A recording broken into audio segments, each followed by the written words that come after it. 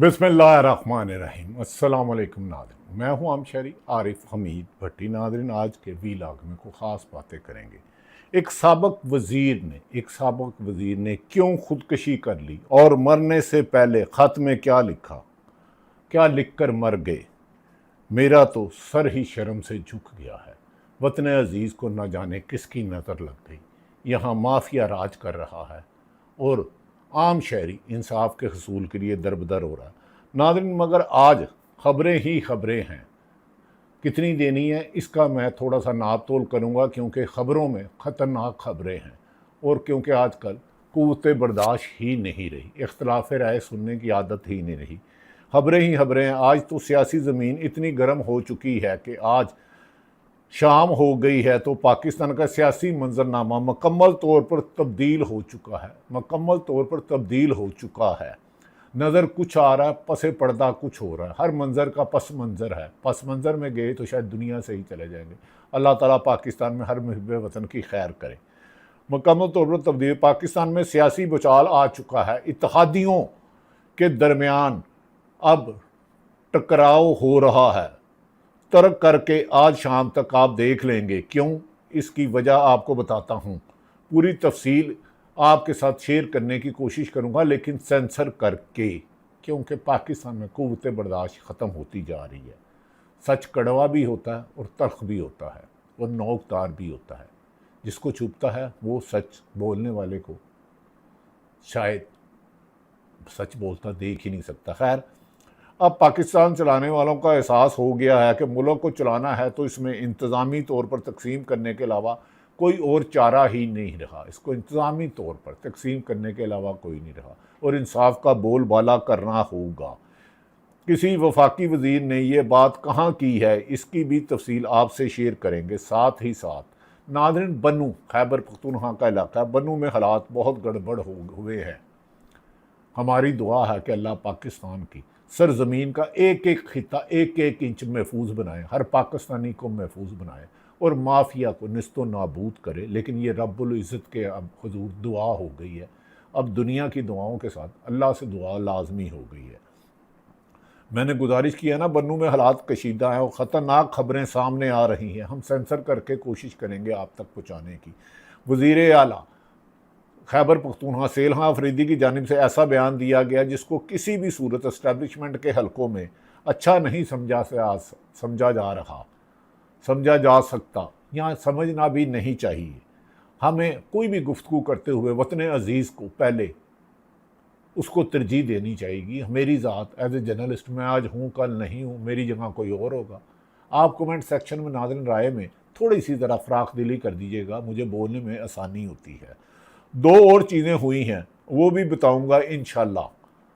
हाँ बताऊंगा, लेकिन सेंसर करके। एक आधी खबर बांग्लादेश की खुददारी और बहादुरी से मुतल्लिक भी है, वो भी आपके गोश गुजार करेंगे। एक खबर अमेरिकी फौजी को मारने वाले 5 अरब इनाम का ऐलान कर दिया गया। ये तफसीलात भी आपके साथ शेयर करनी है, लेकिन सेंसर करके, क्योंकि कदगन। खैर, अल्लाह ताला सब के लिए आसानियाँ करे। अल्लाह रब्बुल आलमीन है, इसलिए कुल कायनात का रब उसे कहा जाता है। उसे किसी एक फ़िरके का रब नहीं कहा जाता। सबसे पहले पाकिस्तान की बात करते हैं, क्योंकि पाकिस्तान मेरा है, पाकिस्तान आपका है, 25 करोड़ आवाम का, खाली ये शराफिया का नहीं। आज पीर को शाम 4 बजे सेनेट का इजलास होने जा रहा है। अब सवाल ये पैदा होता है, और अब आपको बार बार कह रहा हूं कि दाल में कुछ काला नहीं, दाल ही पूरी की पूरी काली है। दाल ही पूरी की काली है। क्या इस इजलास में सेनेटर्स, वज़ीर दाखिला मोहतरम मोहसन नकवी साहब, या तर्जमान पाक फौज की गुफ्तगू और नए सूबों के क़याम पर कोई सैर हासिल इज़हार ख्याल किया जाएगा? क्या इसको किसी हतमी नतीजे पर पहुँच जाएगा? क्योंकि इंतज़ामी तौर पर सूबे बनाना वक्त का तकाजा है, लेकिन दोनों बड़ी हुकूमती जमातें इसकी मुखालफत कर रही हैं और लके छुपे खुलकर कर रही हैं। आज तक जिसने भी सूबे बनाने का ऐलान किया, ना उसमें मुस्लिम लीग नून का नाम आता है, ना पाकिस्तान पीपल्स पार्टी का आता है। MQM जो कराची की महदूद है, वो भी PTI ने सीटें जीती थी। तो क्या इन दोनों बड़ी जमातों की मर्ज़ी के बगैर, या इन्हें पैगाम तो दिया गया, लेकिन राना सनाउल्लाह वज़ीर आज़म के मशीर कहते हैं हमें कोई बात कही नहीं गई, सूबे से हमें डिस्कस ही नहीं कहा गया। तो क्या मोहसिन नकवी का पैगाम किसको था? क्या वह चिड़िया कबूतरों का था? नहीं, वो सियासतदानों का था, क्योंकि पाकिस्तान के हालात को बेहतर करने के लिए अब संजीदगी से आगे बढ़ने की कोशिश की गई है। इसमें चाहे इमरान खान से भी हाथ मिलाना पड़े और इमरान खान को भी अब तहम्मुल से आगे आना होगा PTI का। नाज़रीन, तर्जमान पाक फ़ौज की गुफ्तगू और नए सूबों के क़याम पर कोई इजहार इस सेनेट के इजलास में होता नहीं, या फिर वही रवायती ड्रामा होगा और सिर्फ मक्का एग्रीमेंट के जो फैज़ो बरक़ात हैं इनसे मुतफ़िका तारीफ़ों के डोंगर बरसाए जाएंगे, सब घर चले जाएंगे। मक्का एग्रीमेंट यकीनन पाकिस्तान की कामयाबी है और हमें खुशी है, लेकिन पाकिस्तान में और भी बड़े मसाइल है। इकॉनमी है, सियासी अदम इस्तेकाम है, अदालती तनाव है, ब्यूरोक्रेसी की लूट मार है, ठेकेदारों की लूट मार है। एक चीफ इंजीनियर है जिनके बारे में, कुछ चीफ इंजीनियर जिनके बारे में कहा जाता है अरबोपति है, लेकिन इसकी कहानी बाद में बताएंगे, डिग्री सही थी कि नहीं थी। ये कहानी लंबी है। इस पाकिस्तान को जिस तरह नोचा जा रहा है, ये वतन अजीज़ ही है जो बचता जा रहा है, लेकिन इस पर गंद साफ़ करना होगा करप्ट माफिया का। खैर नाज़रीन, ये इजलास आज वादया कर देगा कि इस मुल्क की सियासत किस करवट बैठने जा रही है, क्योंकि सूबे की किसी भी सूरत में पीपल्स पार्टी के लिए काबिल कबूल ऑप्शन नहीं है। यही नून लीग का है, लेकिन वो डर के मारे खुल का ख्याल नहीं करते, कहते हम सूबे नहीं बनने देंगे, क्योंकि मरीम नवाज़ ने हर जुमे को मरी जाना होता है। अगर 4-5 सूबे बन गए तो लिमिटेड होगा, लेकिन मुल्की मफाद में अगर कोई फ़ैसला करना है तो फिर उसे करना चाहिए, लेकिन ज़िद की अना पर नहीं। नाज़रीन, सूबे में पीपल्स पार्टी तो कहती है ऑप्शन ही नहीं है। ले एक और बार कह देता हूँ, नहीं है, यहीं से फड्डा बढ़ जाएगा, बल्कि बढ़ चुका है। इसीलिए आसफ अली जरदारी ने नवाज शरीफ से कहा है सूबों के बारे में अपना विजन क्लियर करें।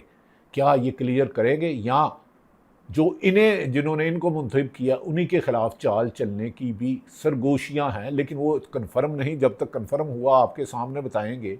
एक अहम मीटिंग 2 बड़ी सियासी हुकूमती जमातों में हुई है, जिसमें सूबों की बात को टोटल तौर पर रिजेक्ट करने की डिस्कशन हुई है, लेकिन फ़ाइनल नहीं हो सकी। जैसे ही इसमें डेवलपमेंट होती है आपको गोशगुजार करेंगे। दूसरी जानिब उनके ख़ास आदमी यानी कि मुस्तफ़ा कमाल कराची से के मुताबिक मुल्क चलाने वालों को भी समझ आ गई है कि बाबू अगर इस मुल्क को बचाना है और चलाना है तो इंतज़ामी तौर पर नए यूनिट और सूबे बनाना पड़ेंगे, इसके अलावा कोई हल नहीं है। ये मुस्तफ़ा कमाल तो शुरू से कहते हैं, लेकिन पीपल्स पार्टी और नून लीग इसके बरक्स राय दे रही है, और इन दोनों की जमातों की मर्ज़ी के बगैर सूबे बन नहीं सकते। PTI को भी साथ हम ला लें, और उसके लिए तो इमरान खान किसी डील पे तो यकीन ही नहीं रखता। उसका तो एक ही मौक़िफ़ है, इलेक्शन कराएं, जिन्होंने लूटा है उन्हें कानून के मुताबिक कार्रवाई करें, और मैं अपने ज़ाती जिन्होंने ज़्यादती की है माफ़ कर दूंगा। लेकिन इमरान खान तो जेल में है, लेकिन अवाम के दिलों में भी है। खैर नाज़रीन, इंतज़ामी तौर पर तो यूनिट उन्होंने का बना MQM के मुस्तफ़ा कमाल ने तो खुलकर कह दिया है कि इंतज़ामी यूनिट्स की तकसीम में कराची सबसे ऊपर होना चाहिए। अब देखना यह है कि वाकई ही इंतज़ामी तकसीम होती है या सिर्फ सियासी पॉइंट स्कोरिंग होगी। नाज़रीन, और तो और भाई अजीबो गरीब हालात हैं। ज़रा बन्नू के हालात, मेरा वतन आपका वतन पाकिस्तान, कभी बलूचिस्तान से बुरी खबरें, कभी KPK से, कभी आज़ाद जम्मू कश्मीर से, और कभी पंजाब से, कभी लाहौर से, जहां एक एबनॉर्मल खातून को थाने में ज़्यादती करती जाती है और 2 ख़वातीन थाने मारी जाती है, और ऐसी ऐसी जुल्म की दास्तानें आती है कि इंसानियत भी शर्मा जाती है, सर भी झुक जाता है। और तो और भाई ज़रा बन्नू के हालात को देखो, वहाँ से तो ऐसी खबरें आ रही हैं कि बंदे के रोंगटे खड़े हो जाते हैं, दिल कांपता है कि मेरे वतन अजीज़ कहाँ जा रहा है। बन्नू में हालात इंतहाई ख़राब हो चुके हैं। वज़ीर आला के दौरा बन्नू से पहले ही पुलिस अमन कमेटी के सदर उमर का एक ऑडियो पैगाम सामने आया। अमन कमेटी के सदर उमर का एक ऑडियो पैगाम सामने आया, जिसमें उन्होंने सिक्योरिटी ड्यूटी देने से इनकार कर दिया था, और इनका गिला ये था कि जदीद हथियार नहीं मिल रहे, हम किसके सहारे लड़े, हमें मार जाते हैं, हमें बचाने भी कोई नहीं आता। ये वतन अजीज़ पाकिस्तान का है। तो पाकिस्तान में जैसे दहशत गर्दी जहर कातल है, इसी तरह करप्शन की दहशत गर्दी, जो मैंने अभी कुछ सेक्रेटरी और कुछ आला लोगों के ज़रिए कि उन्होंने PW हो, CNW हो, बल्दियात हो, इरीगेशन हो, यहाँ के किस्से तो रोंगटे खड़े कर देते हैं। अल्लाह की पनाह, काश नैब और एंटी करप्शन इस पर भी नज़र डाले। जो मेरे रास्तीने मिसाल है, राज हैं, तो वो तो आप पे टाक जाती हैं कि इस मुल्क को गिद्धों की तरह ये अफसर कुछ लोगों के साथ मिलकर कैसे खा रहे हैं, ऊपर वाले अपना हिस्सा भी ले रहे हैं। लेकिन ये तो इन्वेस्टिगेशन करने वालों का काम है कि दयानतदारी से मुल्क को खोखले करने वालों के खिलाफ कार्रवाई करें। फिर वज़ीर आला सहेल अफरीदी साहब आज बनू पहुँचे और पहुँचते ही ऐसा बयान दे दिया जिसे मेरे ख्याल में ये जज्बाती बयान था, इस्टेब्लिशमेंट के हलकों में किसी भी सूरत पसंद नहीं किया जा सकता, क्योंकि हमें बयान देते हुए ज़रा थोड़ा सा तहम्मुल चाहिए। ये वतन हमारा है, यकीनन इमरान खान की कुर्बानी लाजवाल हैं, जुल्फ़कार अली भट्टो की फांसी भी लाजवाल है। यहाँ फातिमा जना के बारे में उन्हें गद्दार कह दिया गया था, हमें गद्दार कहना तो आसान है, मुहिब्बे वतन बन के जान कुर्बान करना मुल्क की जान और आन के लिए है। जो हमारे शहोदा है या गाजी हैं, पाक फ़ौज के हो, पुलिस के हो, अवाम हो, जो दहशत गर्दी और दूसरे जा रहे हैं, उन वो हमारी जान माल कुर्बान और माथे का झूमर हैं। खैर नाज़रीन, मैं बात कर रहा था सहेल अफरीदी के हलकों में किसी सूरत बयान नहीं किया। सहेल अफरीदी का कहना था कि इनके पेशावर पहुंचने से पहले गवर्नमेंट की चेक पोस्टें ख़त्म होनी चाहिए। गवर्नमेंट की चेक पोस्टें जो आवाम की हिफाजत के लिए थी। सहेल अफरीदी ने यह क्यों कहा, आगे जाके बताते हैं। भाई साहब, जब आप अपनी एहतजाजी तहरीक के लिए पूरा स्टेज सेट कर लिया है तो फिर इस वक्त ऐसे बयाना देकर किसको ललकारा जा रहा है? ऐसे बयानों से अवॉइड करना चाहिए और कहना चाहिए कि नाकों पर किसी को तंग ना किया जाए। सिक्योरिटी की अगर स्टेज पे लगाया जाता है, सिक्योरिटी चेक पोस्टें होती हैं तो आवाम की हिफाजत के लिए, हाँ, उसमें उसका गलत इस्तेमाल नहीं होना चाहिए। अफसोसनाक बात तो ये भी है कि PTI के MNA मौलाना नसीम अली शाह ने भी एक सियासी इज्तिमा से खिताब करते हुए हद ही कर दी है। फरमाते हैं कि एक ख्वाब इलामा इकबाल ने देखा था जिसका अजाब कौम भुगत रही है, अल्लाह ना करे। कायद का और इलामा इकबाल का ख्वाब पाकिस्तान खुशहाल भी होगा, तरक्की भी करेगा, कामयाब भी होगा। जोश खताबत में अल्फाजों का इस्तेमाल मुल्की मफाद के आगे कोई चीज़ नहीं है। नऊज़ बिल्लाह नाज़रीन, वो भाई सियासी इख्तलाफ अपनी जगह है, लेकिन क्या अब आपका इख्तलाफ पाकिस्तान के नज़रियाती बुनियादों और बाबा कौम और शायर मशरिक जैसी अहम कौमी शख्सियात तक जा पहुँचा है? इससे गुरेज करना चाहिए। सब कायदे आज़म हमारे हैं, वरना आज किसी बनिया के हम ग़ुलाम होते। मुझे तो समझ नहीं आती कि इन बयानात के पीछे कौन सी अकल काम कर रही है। कभी मुस्लिम लीग नून अगर आप अपोजिशन में हो तो कहते हैं ये जो वर्दी है इसके पीछे सख्त नारे लगाते हैं। मेरी तो वो ज़ुबान में PDM का जलसा था गुजरांवाला में, जो नारे थे, जो तकरीरें थी मेरे अदारों के बारे में, यहाँ आप आज की जमात भी करेगी तो मुझे दुख होगी, चाहे हुकूमत हो या अपोजिशन। अदारे हमारे हैं, अदालतें हमारी हैं, सियासतदान भी हमारे हैं। इख्तलाफ राय करें लेकिन खुदा के वास्ते मुल्की मफाद को तरजीह दें।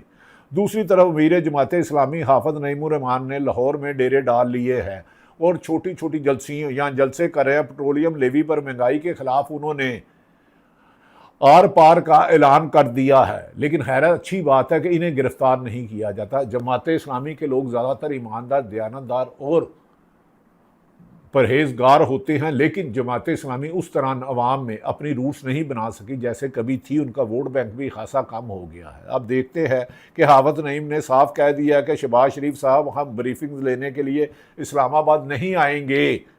बात होगी तो सिर्फ एक नुक्ते पर होगी कि पेट्रोल की कीमत कम करो। उन्होंने हुक्मरानों को कच्चा चटा खोलते हुए कहा है कि जागीरदारों ने और वडेरों ने से कोई टैक्स नहीं लेता। ये बात सच है। हाफिज नईमुर रहमान की अशराफिया को नवाजा जाता है रिबेट के नाम पर।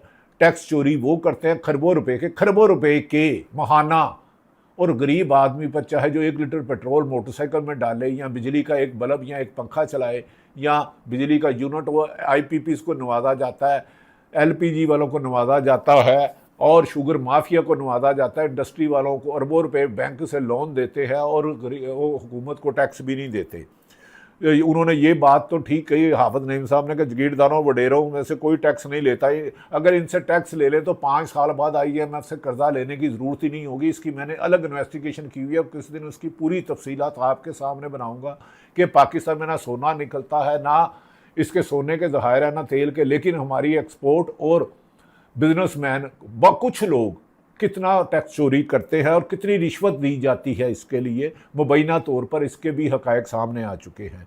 अब इनसे सिर्फ 12 अरब रुपए मिलते हैं और गरीब आवाम की जेबों में से 700 अरब रुपया बत्ता टैक्स की सूरत में निचोड़ लिए जाते हैं।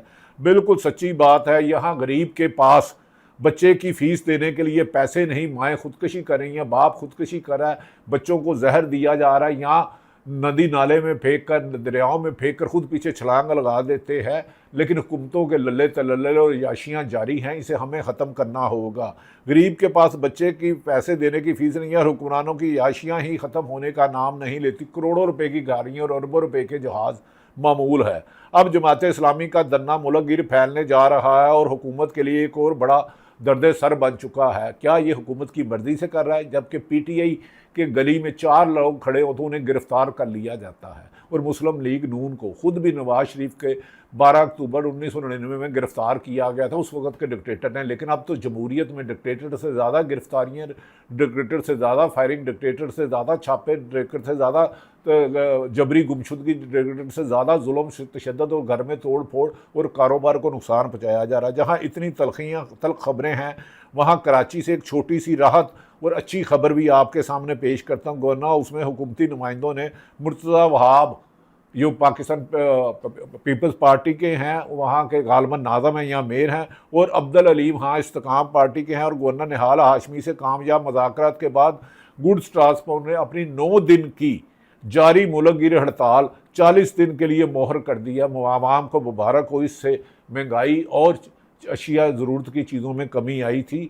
गुड्स ट्रांसपोर्ट की हड़ताल, हम इनका शुक्रिया अदा करते हैं, लेकिन गुड ट्रांसपोर्ट वाले हड़ताल करें, हमें आम शहरियों की ज़िंदगी देखनी होगी।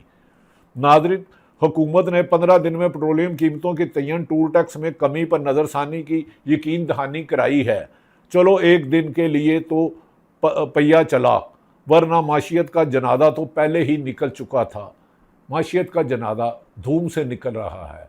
कभी बैंकर को वज़ीर ख़जाना बनाया जा रहा है, कभी किसी को वज़ीर दाखिला बनाया जा रहा है, कभी फिनांस मिनिस्टर बनाया जा रहा है, कभी फॉरेन मिनिस्टर बनाया जा रहा है। लेकिन कारकर्दगी देखे तो ज़रूर खुद एक मिनिस्टर इंटीरियर ने कहा था मुल्क कोलैप्स कर चुका है। कोलैप्स कर चुका तो इतनी बड़ी वफाकी काबीना की ज़रूरत क्या है? एक तरफ तो आप सूबे बनाने जा रहे हैं और दूसरी तरफ इतनी बड़ी वफाकी काबीना का अचार डालना है। मासवाए अरबों रुपए के अखराजात ही अखराजात हैं। प्राइम मिनिस्टर के बैरून मुल्क के दौरे ही देखे तो अकल दंग रह जाती है। इमरान हाँ एक हकीकत है, और मंगल के रोज़ कल उसका केस है, कल उसकी बहनों की मंडियाला जेल में इमरान खान से मुलाकात का दिन भी, अलीमा बीबी और पीटीआई भी जाएगी। क्या फिर दोबारा मुलाकात नहीं करने दी जाएगी? यहाँ अदालतों का हुक्म माना जाएगा, वरना परसों मंगल को सुप्रीम कोर्ट यानी कि कल दमादम मस्त कलंदर होगा। अगर अदालतों से आज़ाद हो गई और सरकारी अफसरान आइन और कानून के मुताबिक अपने हलफ उठाने के मुताबिक काम करने लग पड़े तो पाकिस्तान को जन्नत बनने से कोई नहीं रोकेगा। जुल्म का खात्मा होगा, अमन होगा, इंसाफ होगा। अब ज़रा सरहद पार भारत की बात करते हैं। वैसे तो खुदकशी किसी भी मसले का हल नहीं और ना ही इसकी हमायत की जा सकती है, लेकिन जिस जज्बे से वहाँ कुछ लोग खुदकशियाँ कर रहे हैं भारत में, अल्लाह की पनाह। नाज़रीन, तमाम हक़ाइक़ आपके सामने रखे। अगले वीलॉग में बताएंगे कि पीटीआई के साथ किस तरह डील की जा रही है। मुस्लिम लीग नून और पीपल्स पार्टी अपने लिए खाई खोदने जा रही है। पाकिस्तान जिंदाबाद।